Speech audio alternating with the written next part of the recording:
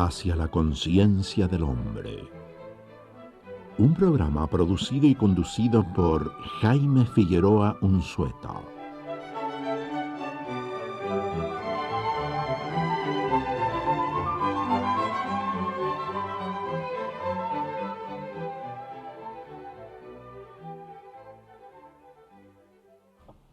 Buenas tardes. En el programa de hoy vamos a conversar acerca de la literatura, más específicamente acerca de los hábitos de lectura, la cantidad y variedad de literatura existente, la aparición de nuevos escritores nacionales y los talleres literarios. Para estos efectos hemos invitado al escritor señor José Donoso, con quien tendremos el agrado de compartir acerca de estos temas durante los próximos minutos. Buenas tardes, señor Donoso. Buenas tardes, señor. Cuando entramos a una librería, podemos observar una enorme cantidad de libros que desconcierta a muchos. Vemos cómo las librerías se transforman en verdaderos supermercados, donde se vende todo tipo de literatura. ¿Cuál es la razón de esta explosión literaria que, como señalaba, produce desconcierto en muchas personas?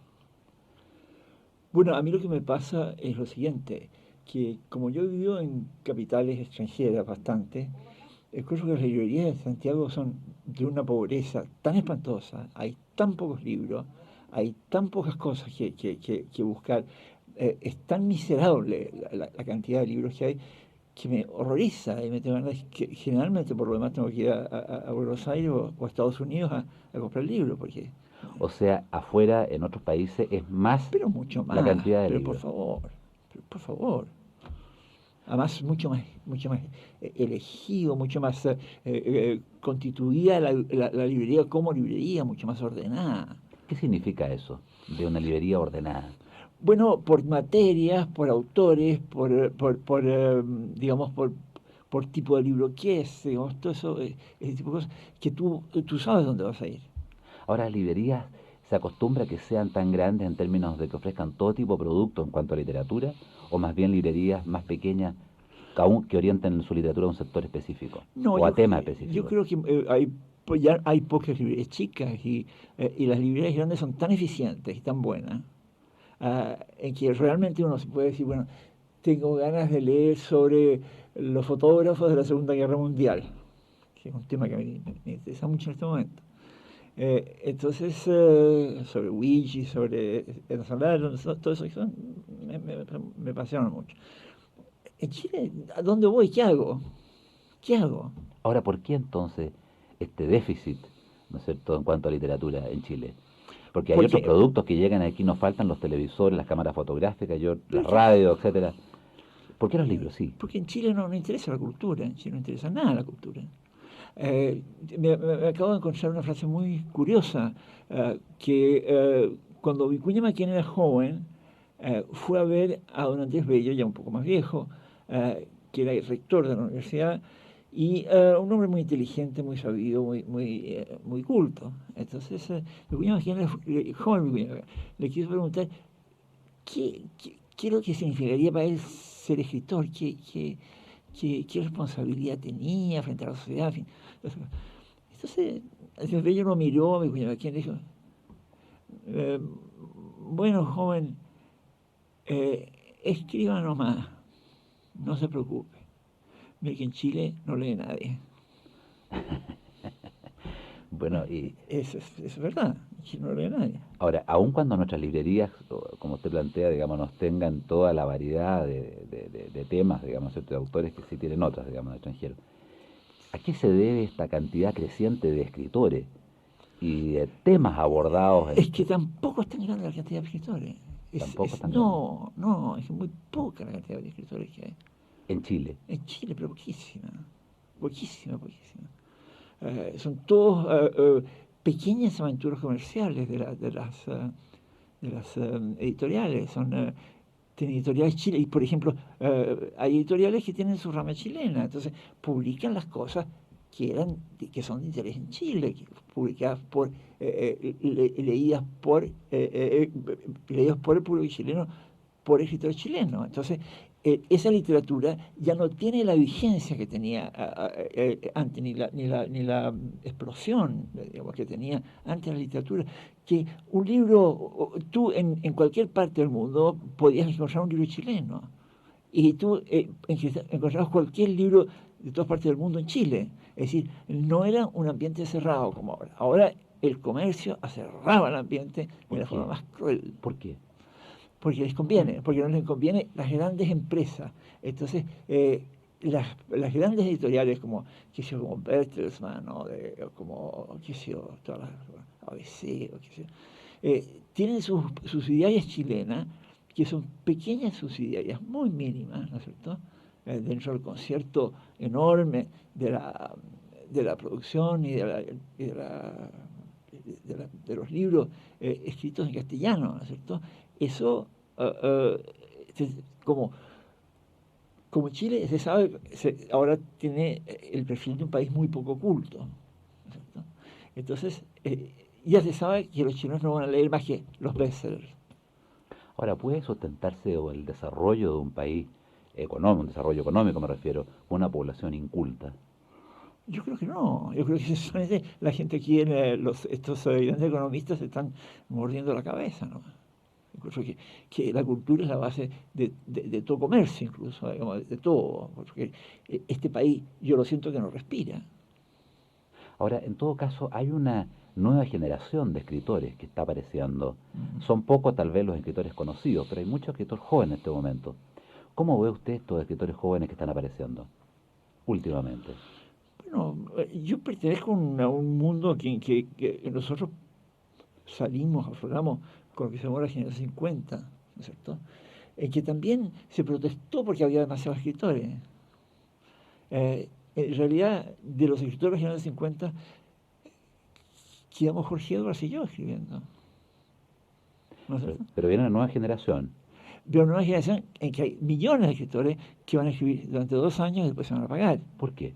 ¿Por qué ocurre? Porque los ¿Por libros, qué unos siguen, digamos, ¿no es cierto?, en esto y otros? por una razón muy clara, porque los escritores, las editoriales ahora editan 2.000 ejemplares. Entonces, no vuelven a reeditar. Entonces, tú en Chile no encuentras un libro chileno de hace 3 años. Las librerías de segunda mano en Chile son lo más lamentable que puede haber en el mundo. Lo más lamentable que puede haber en el ¿Cuál es mundo. la razón por qué no se vuelven a editar los libros? Porque, Porque no, a lo mejor no fueron no, suficientemente es que negocio. en Chile hay un veneno muy grande, que es el veneno de creer que la única forma de apreciar la literatura es a través de una identificación. Cuando se habla de identificación se está hablando de una cosa muy pequeñita, de la identificación del público lector con lo que está leyendo. Entonces, lo que más salida tiene en Chile es el libro del pequeño escándalo, el libro del pequeño, de la pequeña cosa muy centrada en la cosa chilena. Y el nivel de los escritores chilenos en general, en el concierto latinoamericano, ¿en qué nivel está, según su opinión, en su opinión? Malita, en realidad, ¿eh? Malita, sí. Pero claro que en todas partes pasando, porque... Pero no, en México no, en México ahí sí que hay una gran explosión literaria en México. Estoy hablando de la novela más que nada. Uh, Hay muchos novelistas interesantísimos en México, en Centroamérica también, en Cuba, en todas partes. Hay gran interés por escribir. Se aprecia, se sabe, se siente, se conoce el interés en la cultura, el significado y la proyección que tiene la cultura. Ahora, hay un florecimiento bastante apreciable en este momento de talleres literarios, donde bastante gente está empezando a participar en ellos. ¿A qué atribuye usted este interés por participar en estos talleres? Bueno, yo tenía un taller durante 10 años y produje algunos escritores bien notables. Digamos, en mi taller, en los últimos años que estuve el taller, hasta hace 3 años, eh, estaban contemporáneamente en mi taller la Patricia Pólitzer, la Gata Gligo, ¿cómo se llama? Marco Antonio de la Parra, Arturo Fontaine, Fuguet, ¿cómo se llama? Sergio Marra, había, digamos, cabezas muy claras. Entonces, ¿qué pasa? La mayor parte de los talleres son venturas de tipo comercial. Los escritores tratan de ganarse la vida, que es muy difícil para el escritor. O sea, tener un ingreso más permanente, más estable. Claro, claro, ¿no es cierto? En cambio, a mí no me pasó eso y pude elegir, porque yo lo hacía gratis. ¿Y en qué consiste un taller literario? Por ejemplo, a lo mejor hay Le personas puedo que están decir, escuchando que se interesarían a lo el mejor. mismo, el mío, le puedo decir, porque yo lo hacía bastante suelto, el taller literario, ¿no? Muy poco académico, si usted quiere. Que era simplemente que la gente tenía que estar escribiendo algo. Yo tenía que saber, digamos, el contenido esencial de lo que estaba escribiendo y aprobarlo o no, digamos. Entonces, pero se daba caso de que la gente a medio camino cambiaba, ¿cierto? Me pasa a mí como escritor, que de repente estoy escribiendo una novela y he escrito 180 páginas, digo, no, se me cruzó esta otra idea y me interesa más y brum, cambio de... Así que yo eso lo comprendía muy bien. Pero, pero la gente, entonces, como son venturas de tipo comercial, estos talleres, y ya le digo, con toda la razón, estos cabros que lo hacen, eh, entonces no pueden seleccionar a las personas que entran. Entonces hay muchas señoras que no tienen nada que hacer de la tarde y que en vez de ir a tomarte el tabeli o qué sé yo, de ir a de tiendas al Alto Las Condes, digamos, dice, vamos a reunirnos en un taller mejor. Pero al menos una entretención más productiva, más culta, Yo no digamos, sé, que aporta a su espíritu, de yo alguna no sé, forma. yo No no sé sé, hasta qué punto. Yo hasta qué punto el falseamiento puede ser positivo para la cultura. Encuentro que no. Encuentro que hay toda una idea falsa de lo que es la cultura, de lo que es escribir. Entonces, creo que eso es ¿en qué mal. sentido, digamos, existen esas ideas falsas? Hay una especie de búsqueda de una salida para el narcisismo. ¿Por qué no nos explica un poco más un poco más ampliamente qué significa esto? Bueno, que la gente busca reflejo de sí misma, busca en qué mirarse. Bueno, un poco todo lo que vemos somos nosotros mismos siempre.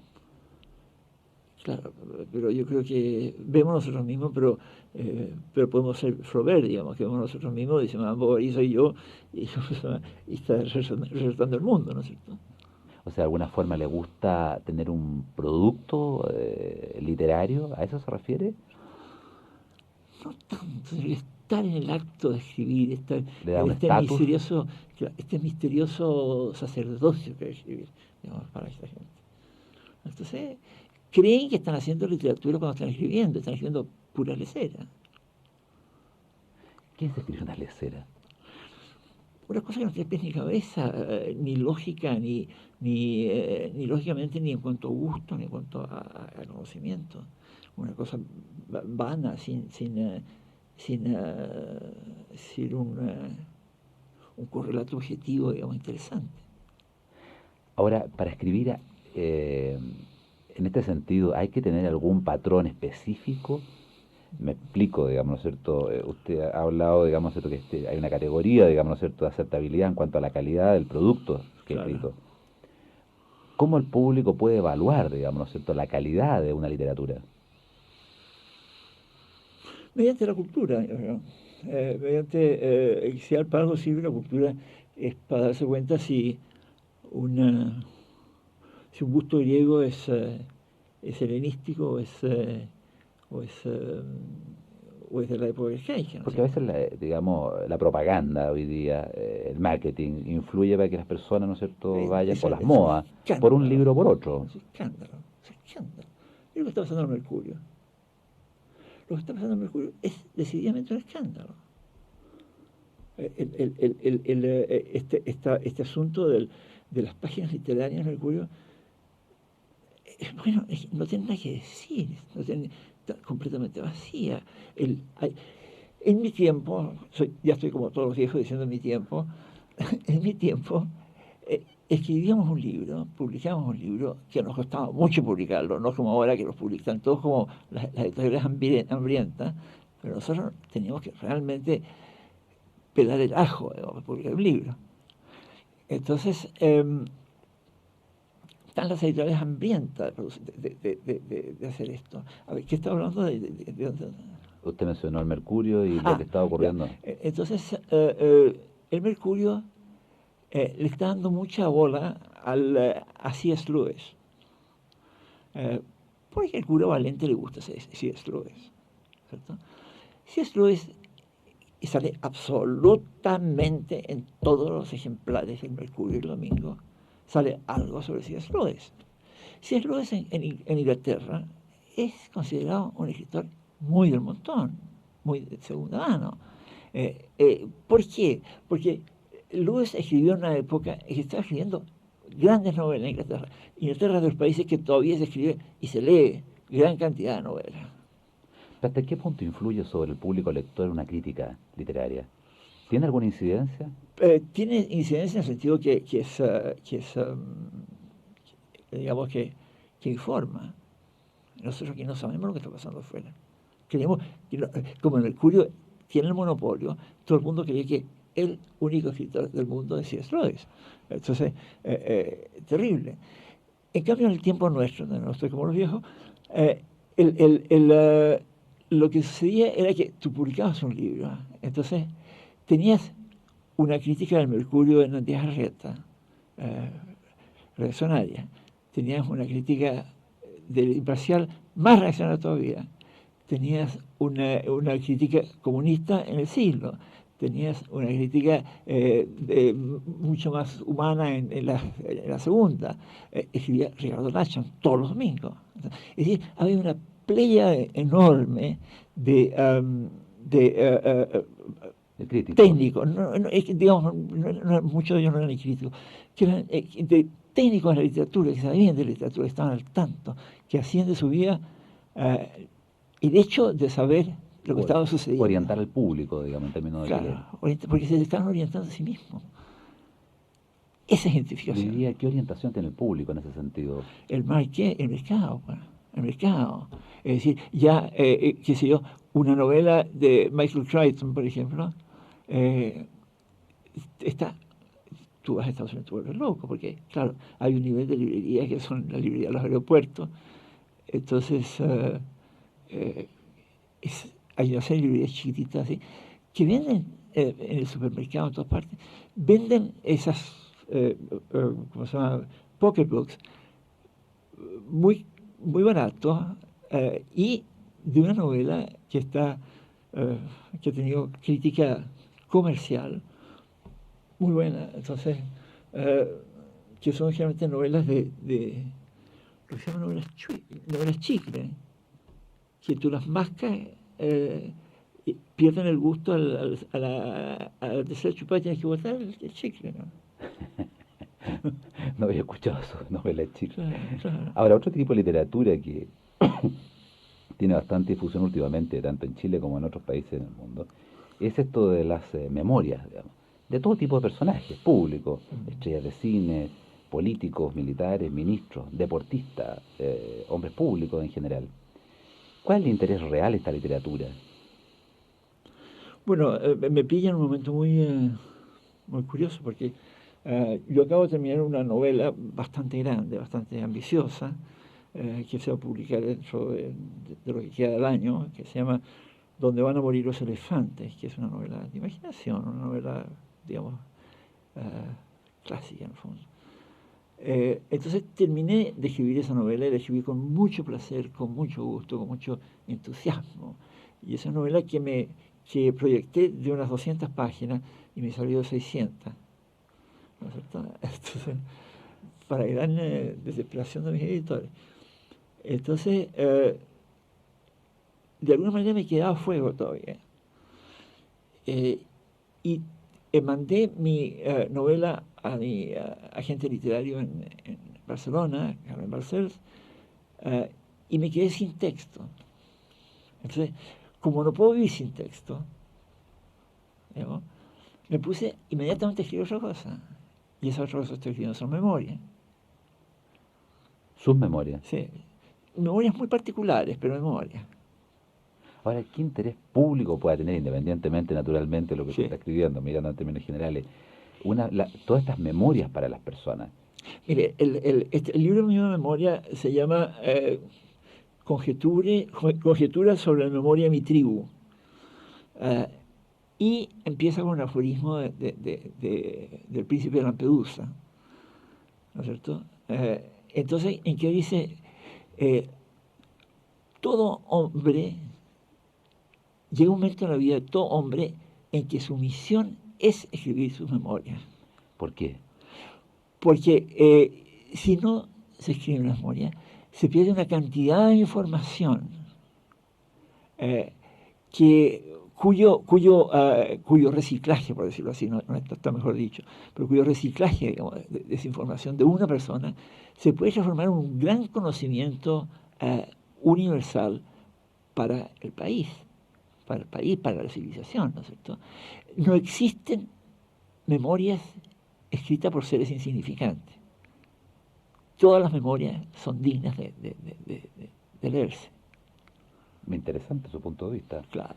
Aun cuando la memoria en algún sentido puede también ser una especie de justificativo frente a la historia, justificativo frente a los propios actos. Pero es estupendo, eso es interesantísimo. Digamos, las memorias de Martín Lutero, por ejemplo, son una justificación no solo de la religión protestante, sino que son una justificación de sí mismo frente a Dios.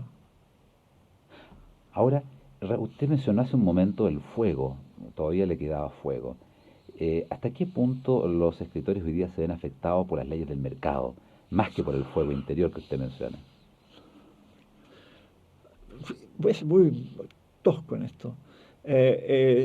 Yo creo que los buenos escritores no se afectan y los malos escritores sí. Por ejemplo.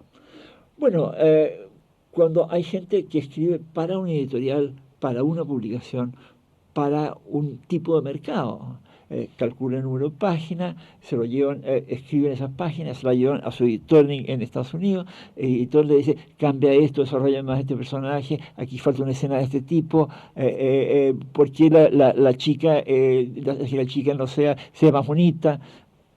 Entonces, el escritor se escribe para un público específico.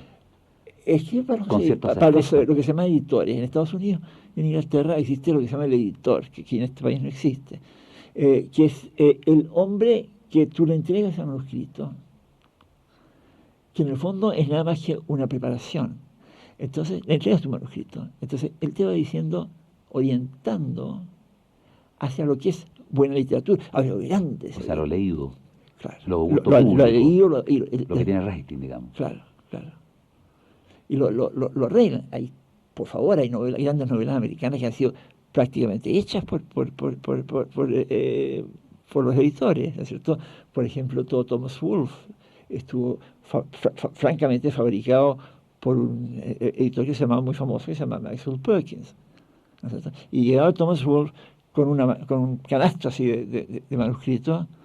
Thomas Wolfe fue un tipo inmensamente alto, con un canasto enorme, y se lo entregaba a su editor, el editor lo leía y le decía, mira, esto tendría que ir acá, esto dejémoslo a un lado porque esto no pertenece al flujo real de la novela.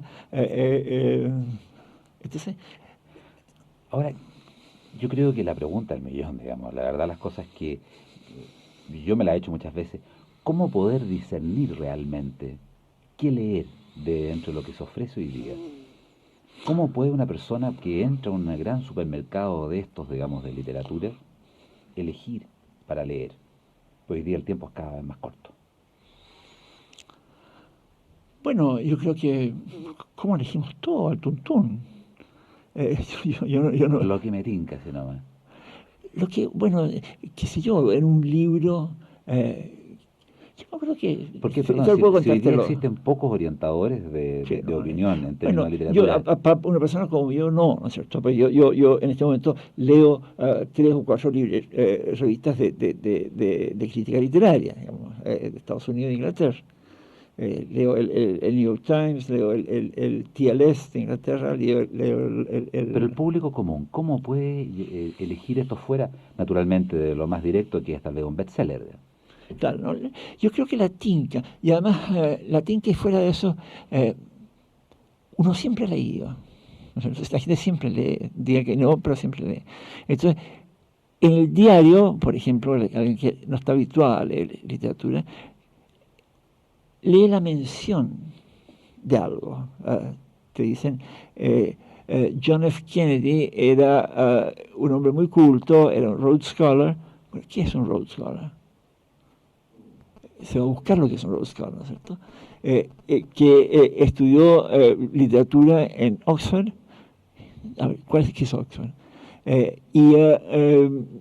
Y ¿cómo se llama? Y le interesó mucho, en este momento le interesa mucho la novelística de García Márquez. Entonces tú dices, bueno, García Márquez. Entonces, bueno, ¿quién es García Márquez? Entonces, yo leo García Márquez. Entonces, en García Márquez hay mención de otras historias, menciones O sea, mientras más lee la persona, más posibilidades tiene de ir adentrándose en ir acertando, digamos, en una cierta línea. Claro, claro que sí.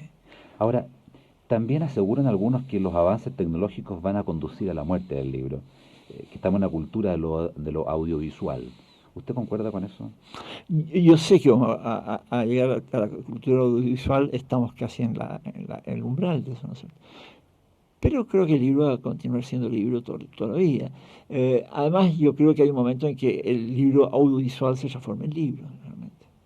Algunos mencionan que hoy día la gente está, pese al fuerte impacto de la televisión sobre las personas, está volviendo a retomar el hábito de lectura lentamente. Ah, sí. ¿Usted percibe eso? Ah, sí, en Estados Unidos y Inglaterra de todas maneras. ¿Por qué ese fenómeno? ¿Por qué esa vuelta? Hay un deseo por ponerse en contacto con los clásicos, yo creo. Hay un deseo de esta gente ya un poco más madura, digamos, no en edad, sino que en cultura, de darse cuenta que no es solo lo que se parezca a uno lo que interesa, sino que uno se puede encontrar leyendo Homero, digamos. Bueno, también está en Homero. ¿Sabes? Y si tú aprendes a buscar las pistas propias en la gran literatura, bueno, ahí tenemos la solución, ¿no? Bueno, el tiempo se nos ha ido volando. Agradecemos a José Donoso su participación en el programa de hoy. Ha sido, la verdad, muy interesante. Gracias por la invitación. Esperamos que también haya disfrutado esta conversación nuestros auditores. Por nuestra parte, nos despedimos hasta el próximo domingo a esta misma hora. Hasta pronto.